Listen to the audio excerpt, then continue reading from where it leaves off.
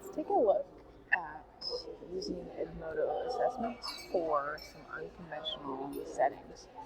So we have trainings, we have massive open online courses, and professional development.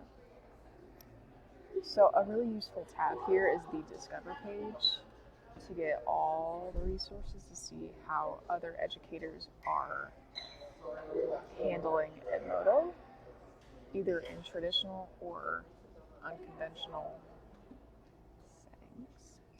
So I wouldn't personally recommend Edmodo for a massive open online course because unless all of the assignments were like multiple choice or there just wasn't any open response questions. So we'll take a look here.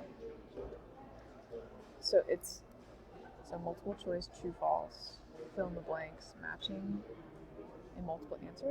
I feel like those questions would be appropriate if you wanted to do a massive open online course, but there are just other platforms that are much more appropriate for that. So I believe that Edmodo is more appropriate for smaller settings.